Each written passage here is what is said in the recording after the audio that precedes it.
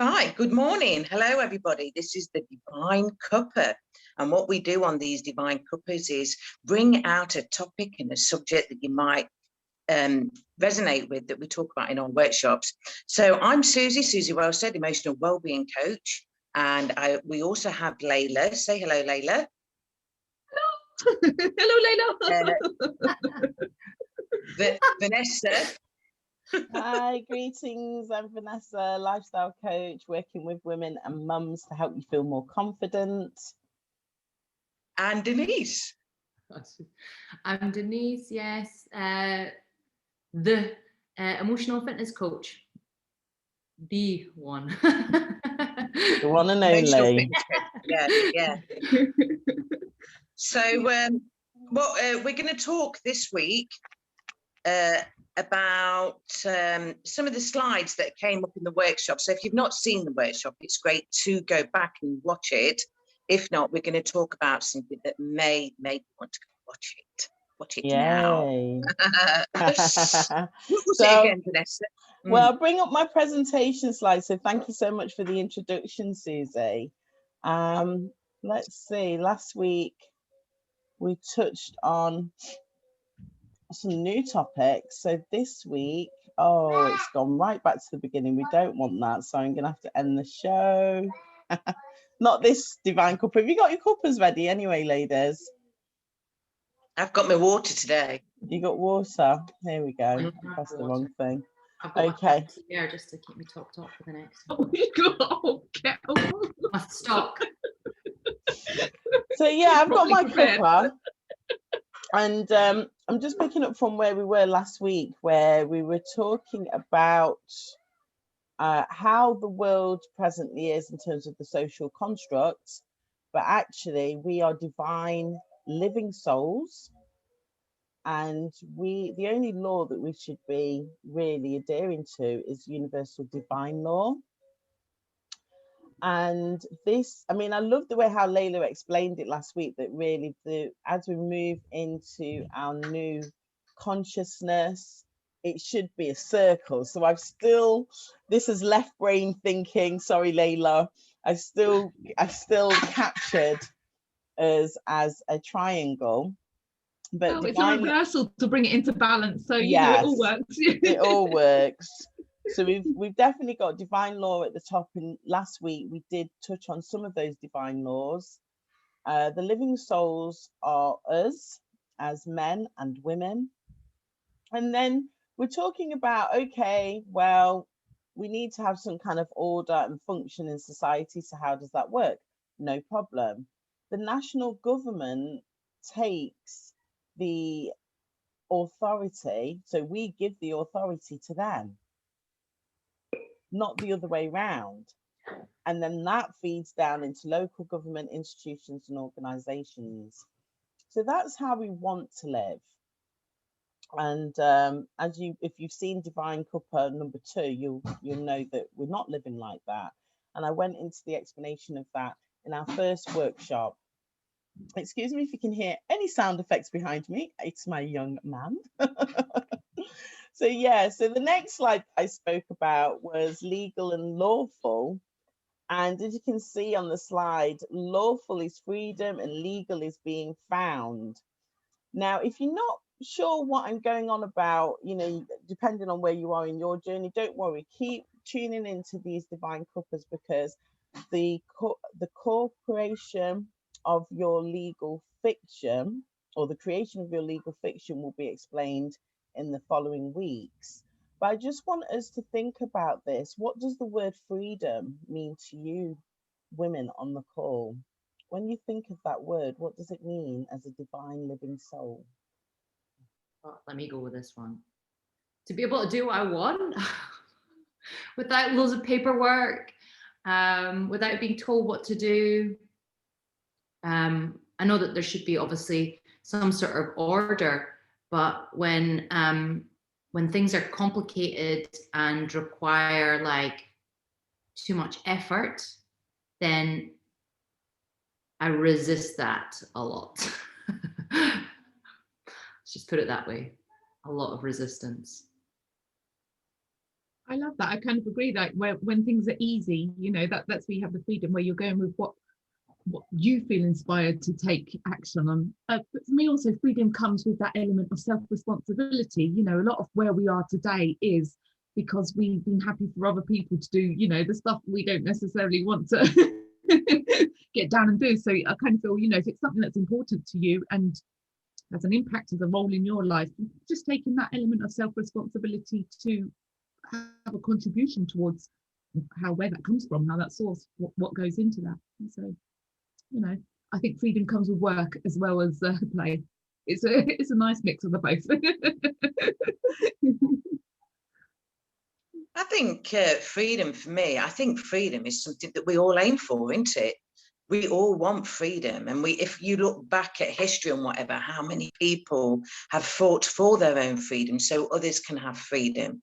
So I think for me, freedom is like doing and being who you want to be without having any clause. Or, you know, sometimes when you look back at history or anything and you read about people, how they fought for that freedom, you know, sometimes it can be really, really simple, but we get caught up in the chaos and the drama of life where it just sucks you in, So as long as you know what you're doing and feel, it is I don't want to say a step towards freedom, but yeah, if we live by that and we, you know, tell people it's okay to feel free, isn't that what we all want? But then we get tied into a relationship or something else, and then you feel these like chains around you as if you can't get, and you can feel that with mortgage, you can feel that with everything in your life, can't you? Work, life, you know, and then that's when I think we get a lot of conflict with this, because we start at a base of freedom and it doesn't feel as if it's possible, but it is possible. Yeah, I had that a lot with my work. And some people obviously having consistent income and working for someone. Like when I used to work for someone, that just going to do the shifts and all this, I guess you could walk in and walk out without thinking too much about it, into a job, and just rely on the money. But then when I went self-employed, which technically gave me freedom, but then I was a slave to having to physically be there to service my clients. And even though I enjoyed it, I hate the fact that like I had no freedom. I had to go because I had a client, because if I didn't do that, then I didn't earn any money and I couldn't go home. And so I'd be at work for my first client at 6 a.m. and then I wouldn't be home till like 9 p.m, maybe 9:30. And so I was out the house a lot of the time, and I would look at like mums and walking around like just in the shopping center. I was like, oh, I really can't wait to be a mum, so I don't have to go to work. I can be at home. And it's weird how obviously now I'm just doing what I want. I can balance like having my son, well, the kids, and, you know, walk into the front room and be at work and then step out of it again. And it's easy. It's not stressful. And anything that I do out with that it's just like, oh, I'm getting out. This is fun. And so for me, that was really important. I've been reflecting on that actually the last like couple of weeks. It's just like having that restriction really like suffocates me. So yeah, I don't know if anyone else feels like that. That's one of my things. Well, I think if we look at freedom and think about, if you took it back to the simple essence of what people really need is love and affection, yet we don't think of it, is it? It's like when we talk about work, how we restrict ourselves with work, and then how we have huge expectations of having cash to pay for this, and we're missing the simple essence of love and being. And I know we don't think like that. I can only think like that now. I couldn't do that when my kids were younger because I was in a different state. But only now do I see that life can be so simple if we allow it and be that way. But I think social media and everything's massive, which really clouds how you really truly think about any subject, regardless of whether it's freedom or not. I agree with you, Suzie. And a big aspect of that is also the, what you feel you should do compared to what you really want to do, from your heart's desire. And I think part of that comes back to permission. All throughout life, we've kind of felt we needed permission to do things. You need permission to drive with a license, or permission to do that, or when it just comes back, we give ourselves permission. You don't need to ask from anyone. It's sort of, go with what your heart's pulling you to, and just coming back to that simple inspiration, that simple, following what feels good. Well, this is great. I mean, you've all touched on so many things. One of the first things I want to say is about freeing your mind. You have to free your mind first. You have to acknowledge that this is a man-made system, and certain things have been designed to keep you entrapped and enslaved. Now, we will be talking about this in more details in workshop 2. What I wanted to say in this topic is, for me, freedom is about self-expression of who I am as a divine soul. Now, many people are feeling that they're in a rat race. Even if we think about the world, how it presently is, I know that there are a lot of people who are tugged between how they're actually feeling about the situation and the fact that they feel that they don't have a choice. I was devastated this morning to know that somebody's made a decision for their life. It's their life, they can do what they want with it. But it was something that I'd been advising them to think carefully about, and they've made that decision anyway. Now, for them, they said, they were not even in this country. So they're living under different laws, if you like, or legal structures, should I say, the government legal structures. And they said, well, if they don't do this, then they won't be able to leave their house. Now, if that was an exaggeration or not, I don't know. But now let's move on and talk about the word legal. As you can see, it's being found. And here in England, and well, let's say the United Kingdom, because I think it was the United Kingdom, we have been bombarded.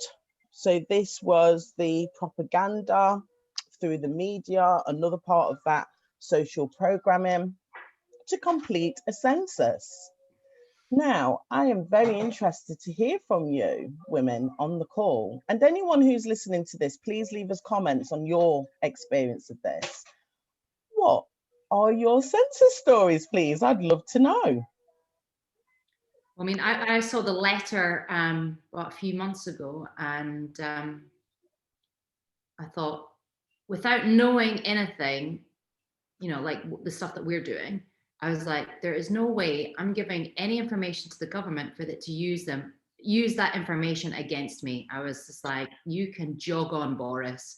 So that was my initial, and then also the threat of the fine on the letter if you don't fill it out. I was like, screw you and your fine, like trying to scare me into filling it out. So that was my initial reaction. And then then the guy came to the door, and my husband said he'd filled it out. And I was like, are you kidding me? Literally, like, asked you not to fill it out. And then he came by apparently 4 or 5 times, knocking on the door every night, just saying, I know your husband said he'd filled it out, blah, blah, blah. And then so I think my husband had answered the door 4 or 5 times to him. And then when I went to answer the door, I was like, he said he filled it out. Like, what do you want? And he was like, I just need to check. And then it turned out that he hadn't filled it out. He said that he got, like, there was so much. He's like, I think he was like half an hour in, and he was just like not even near it. And he was just like, screw that. And I was like, why did you say it? Anyway, that was a different conversation. But so nobody's come back since. So I don't know what's actually going to happen, but I'm quite prepared. And I don't think I would have done had I learnt as much as I have done in the past few months to say no, because I would have been obedient before.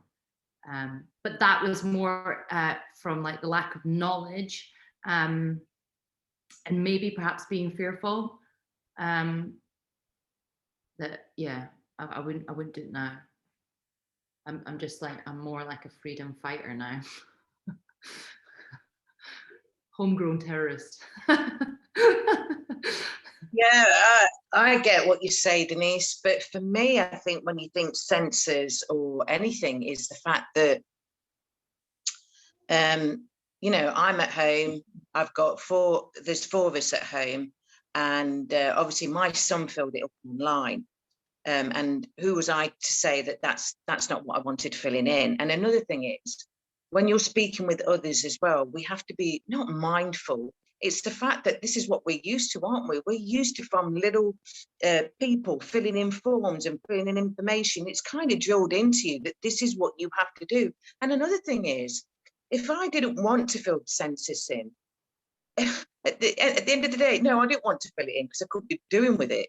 And my son filled it in. But I think that the big world that we live in a big brother society where they know everything about you anyway. You know, how many crank messages are you getting on your phone now that there's a parcel coming, there's this coming? You know, our information, I'm really concerned what they are doing with our information. Our data is important to us, and I want to give it to who I choose to give it to. But the next thing is your number, your address, who lives in your house. It's all over the place. So I think to myself, is this a battle I can't fight anyway? Because it doesn't matter. Even if I say, no, you can't have it anyway, my information is there online. It's everywhere. You know that I'm married, you know where I live, you know where my telephone number is. You even probably know what school I've been to. You know everything. You might even know stuff about me that I even don't, you know? So when you're given a form like a census, yeah, it's bound to rattle us all, because you think, hold on, that's my private information. Yet we use passports, where is all our information going? And that's the thing that makes you really mad, because before the pandemic, there was was it the GDPR or something that you had some say for your data, where it was going or whatever. Now, every website you go on, there's like a tick or an app. You don't know where your information's going to. Oh, you're right. It's quite terrifying, actually. I remember thinking like years ago that I was like, well, I don't care, you know, whatever. But actually now I feel a bit more precious about my information. I don't know, because you're right. The amount of spammy phone calls, like fake HMRC phone calls that you get saying that you owe the Inland Revenue money, or the text messages with the dodgy links. Like that's it. I block them every single time I get, and every day I get one. It's like, who are they selling it to? And who believes it? There must be people, they must be doing it, and they must be getting money from this. And that's what's annoying. What's happening? Where can we fight for our freedom? That, you know what, this is my telephone number and I choose to give it out to XXX. Not that you keep using it to try and spam me on anything. You've had it with the NHS, ain't you, with all this COVID stuff. So some of it's genuine, some of it's not. Everybody's in there, and it's like you're in a. That's why I'm not keen on social media at all. I just use it for the basics. But I just hate the fact that, you know, we have something serious happen in our lives, and then we want to know what's happening, and they say, oh, no, you've got to fill this, and you've got to do this, and you've got to do that. Hold on a minute, just stick in Suzie Wellstead, you'll find everything out about me. Why do I need to fill another shopping form for whatever it is, whether my car's been stolen or whether there's a burglar, or, you know, even like passports and stuff like that. And they'll say things like, oh, we need a photo, we need this, we need that. And it's like, it just shows you that security in this country is becoming really out of control. You know, they can steal your identity just like that. Okay, Layla, what did you want to add on that? Yeah, well, coming back to the census, I haven't completed mine, and this lovely old man keeps on coming knocking every couple of days, but I just don't answer the door. I just think I don't know. I listened to someone inspiring, and they said, why give your energy to something that you don't really feel like doing? You know, like you said, it takes half an hour of answering questions. Some of those questions are so irrelevant, or I don't know. I didn't even look at it. I just thought it's not something that interests me. It's not something I wish to do. So I decided not to. I've just been ignoring it. And that's part of the thing, you know, with regards to people coming to my door. I deliberately don't have a doorbell, so if I don't know you're coming, I'm not answering the door. And I just found that's worked. The same with telephone calls. If I don't recognize a number, it's not someone I'm expecting, I'm not answering it. If you leave a message, and then I can decide whether it's something I wish to partake in or not. If not, then, you know, so be it. and I find it really empowering. I don't know what will come of it, but I feel really empowered, as in it's my choice. I did keep an eye on the man, though, as he went down the street. There's others that haven't filled it in, so I was like, yay! Well, what I want to say, there's a few things that I want to say about this census, and we're going to touch on this in more details again in workshop 2, which is about enslavement and entrapment. So please listen to the title that we've chosen, okay? Why are we giving?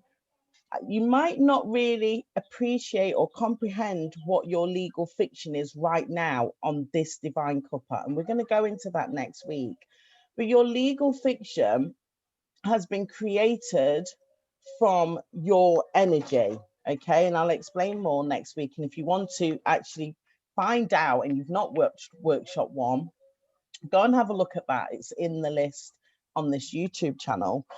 For me, I've not filled it in. I won't be filling it in. I've had 2 letters now. I've had a woman at the door. I shouted at her through the door, I do not consent. I will be returning the letters back, because you can put some wording on the envelope, which is saying you're not contracting with them, because it's all about trickery, okay? You're not contracting with them. And once I do that myself, I can take a picture. So I'll do that this week and put it on the screen for next week here on this call. What's interesting, just to wrap this up, is the date of the census. It was around the spring equinox. Everything is very carefully planned and timed. Why is it that that date was chosen? Being found is the reason how they legitimize themselves. Now, just to leave you with this thought, one of the things that I said in the workshop, which is to do with the creation of your legal fiction. As a living soul, if you do not claim your, how can you explain it, your existence by the age of 7, then you are seen to be lost at sea. So who are they trying to find? And what are the ways that they go about trying to find whoever they're looking for? So anyway, I'm going to leave it there, because we want these calls to be nice and short, keep our listeners coming back for more. I hope that you've enjoyed this Divine Cuppa, ladies. I know that it's probably been quite another deep conversation, but this is what we're doing. We're doing these offshoots from what we've been discussing in the workshop. Let's have a little snap at what's coming up next week. Like I said, it is the creation of the corpus, and you will find out. I'm not going to tell you the answer, because I want you to watch workshop 1 if you haven't, but the corpus is the dead bodies at sea. So we're going to have a conversation around that, okay? And how that's really made you feel, knowing that you're a living soul, you're just going about your business, but all of this trickery has been done behind your back. So please tune in next week, where we'll be talking about ourselves as divine living souls, and hopefully empowering you to think about the world around you, and you know how you can take back your power. Hope you've enjoyed it. You take care. Bye. Bye. Bye.